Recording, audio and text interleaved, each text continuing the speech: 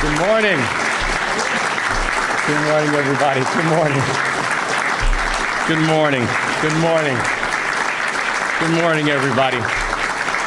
Happy Independence Day, everybody. Thank you. Thank you so much. Thank you.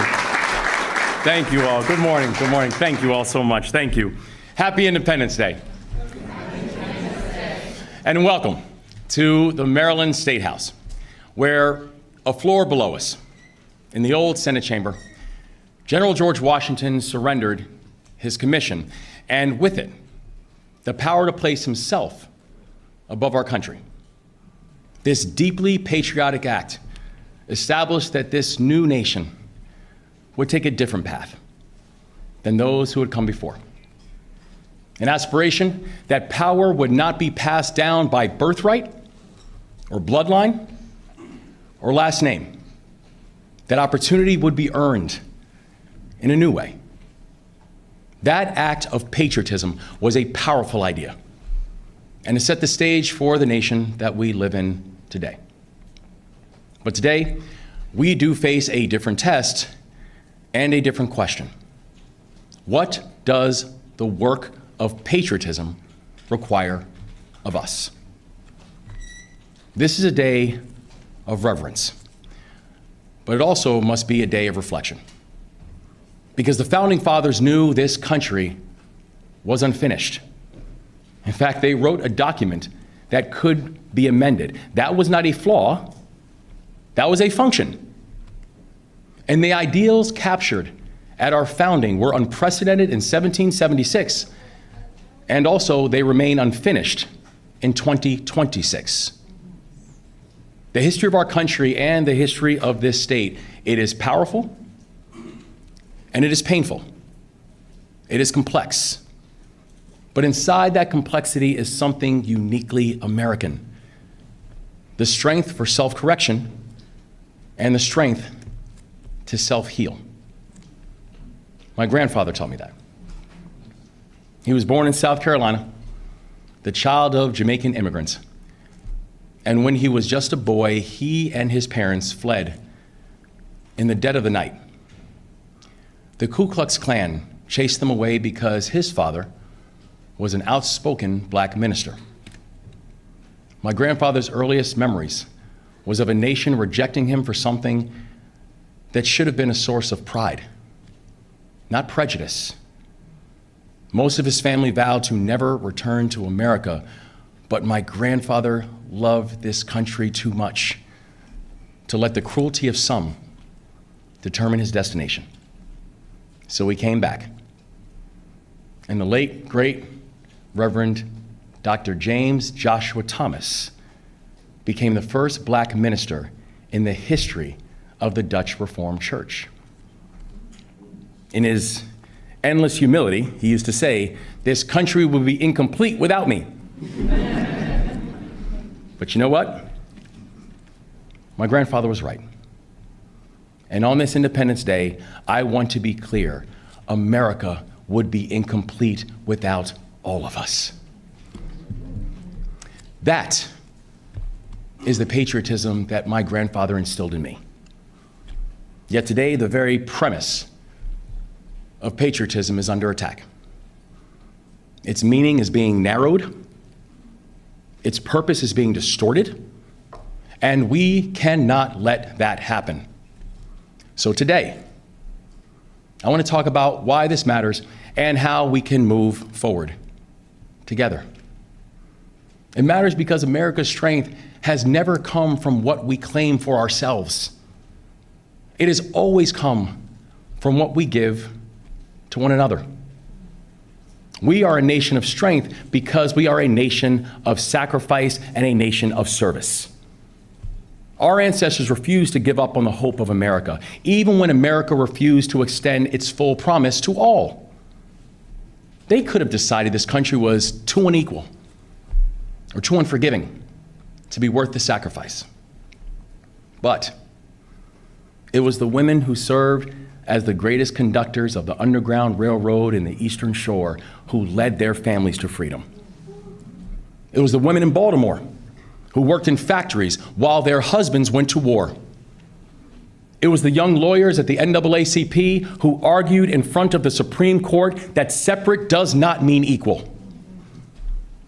It was the ministers and the rabbis and the imams who left their pulpits and their synagogues and their temples to provide comfort to those who had never seen it before. It was the union steelworkers who prepared our nation for war, and it was the nurses whose hands that healed a nation seeking peace. They were patriots. And instead of yielding to the injustices, they fought for freedoms that they themselves might never fully enjoy. Because patriotism is not simply pride in what America has been. It's taking ownership for what America can become. That is the work of patriotism. Patriotism is neither passive nor performative. Patriotism is not selfish. It is selfless. But today there are those who will use patriotism to justify pulling books from schools and rewriting history until it comforts those in power. In reality, that's not patriotism. That's nationalism. And nationalism is not an extension of patriotism. They are not interchangeable. There's a difference, and it does matter. Patriotism asks you to fight for values and an ideal. Today's version of nationalism asks you to fight for a person or a group. Patriotism wants you to build something bigger than yourself, but nationalism emboldens people to feel bigger than somebody else. To name the grievance, to find the target, to give people someone to blame. The anxiety that creates is where nationalism thrives, where people worry about our economy, that it will leave them behind. People are watching their children work more, yet earn less. Americans are fed up with watching politicians profit off of public office. Too many feel that our politics has become tribal, that our political system once felt like a gift, but the politics of today feel like a grift. Too many watch as military conflict starts to feel like a conquest, where those who wear the uniform are asked to do the impossible, and those back home are asked to pay for the unnecessary. Starting a war without a purpose is not patriotic. Ending a war without achievement is not victory. And telling soldiers and sailors and airmen and Marines otherwise is not leadership. It's actions like these that make people increasingly skeptical. And that skepticism is not unfounded. That skepticism is not unpatriotic. The truth is, I still harbor skepticism, and I'm the governor.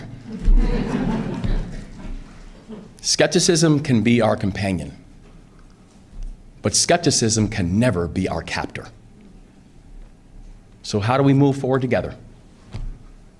Not by putting our heads in the sand, not by hunting for someone to blame. We move forward the way Americans always have, by doing the work to make things better. Where patriotism asks us to see our humanity in each other. It asks us to fight, not just for what's in front of us, but it asks us to fight for what we see when we close our eyes. It asks us to do what those who came before us did, to fight for the hope of a future, even if we will never see it. To know that our neighbor's pain is our pain too. To know that the person who speaks a different language holds the same aspirations that we do. And that the person returning home from incarceration deserves the same second chance that we were given.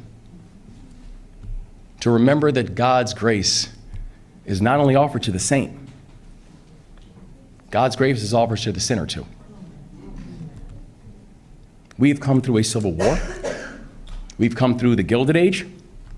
We've come through Reconstruction and the Depression. What has sustained this country, though, is that through every one of those trials, there have been people who believe that this union can be made just a little more perfect. It's veterans like Major James Capers.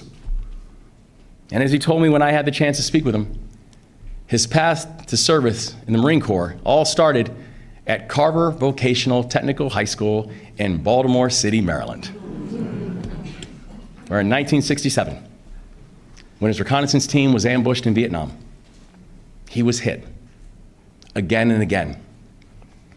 He kept directing fire and protecting his men. The rescue helicopter was too heavy to lift off, and Major Capers gave the order to leave him behind. And his Marines refused. Every single one of them made it out. And just a few weeks ago, the President of the United States awarded him the Medal of Honor nearly 60 years after he earned it.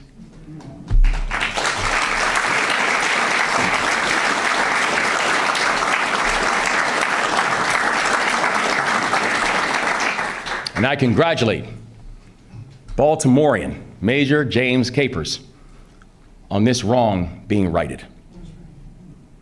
And a generation before him, a Marylander named Marie Edme Leroux, deployed to France during World War I.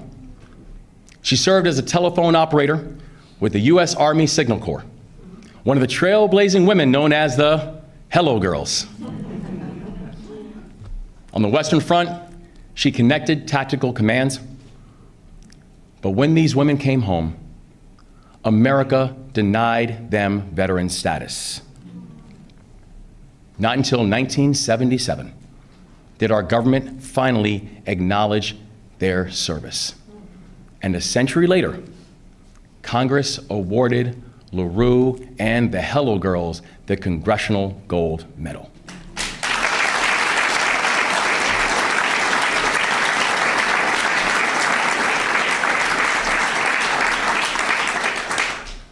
Almost 150 years before her,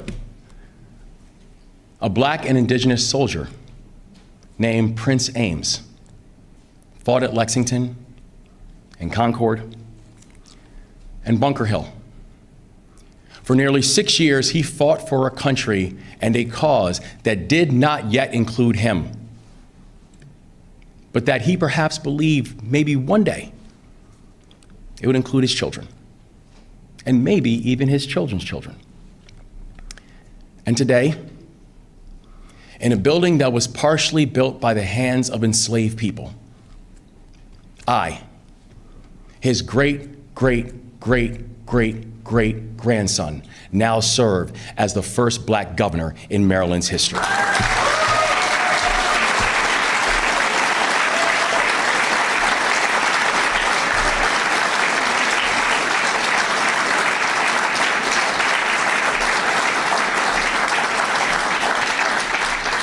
We are a nation of strength because we are a nation of sacrifice and service, where America asks us to serve a purpose bigger than ourselves.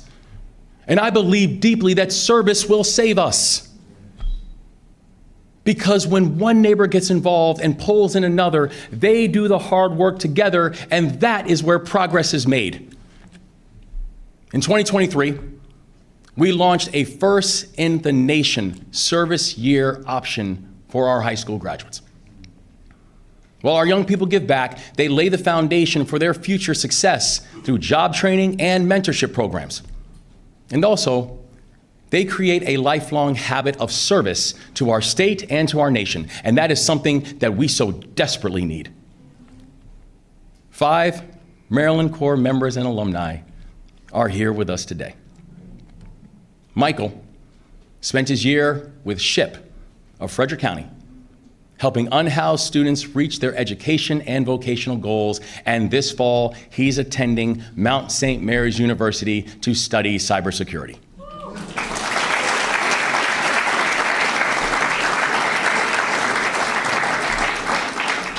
Crystal grew up in a military family. And after her service year, Crystal chose to keep serving Maryland, and today she's a technical library assistant at the Department of Legislative Services, just steps away from this very State House. And she will tell you that service is in her blood.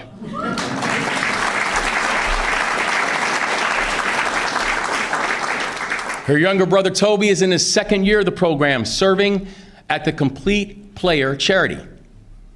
He mentors fourth graders, and he helps lead the Maryland Corps members coming up behind him. Chris is only 21 years old, and he's already helped lead a $750,000 neighborhood and youth development project. Wow. And Isaiah served as a project manager at Action Youth Media in Silver Spring, where he taught young people to tell their own stories through film and music. And this fall, he will join AmeriCorps in Aurora, Colorado.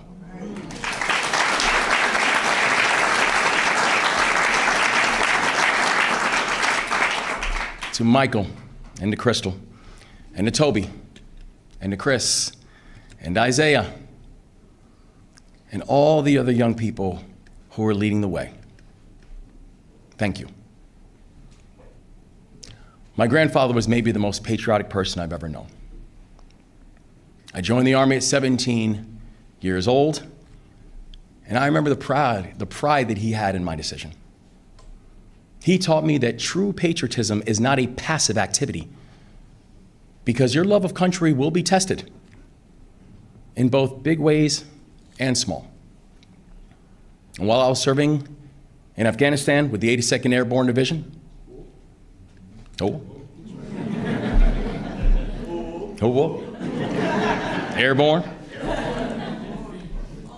all the way. And while I was serving with the 82nd, he passed away. And the last gift that he ever gave me was a Bible. It was a Bible that I carried in my flak vest the countless times that I had to leave the wire. And inside it, he wrote 4 words: have faith, not fear. Fear is the accelerant of nationalism. Faith is the foundation of patriotism. So today and every day, let's choose faith. A faith that the impact of our work will be felt for generations to come. A faith that we are fighting for a country that is worth fighting for. A faith that when it's our turn to hand this country off to the next generation, that our descendants will say that we understand the assignment. The faith that our best days are still ahead of us. And that is the work of patriotism. Thank you. God bless this great state, and God bless the United States of America.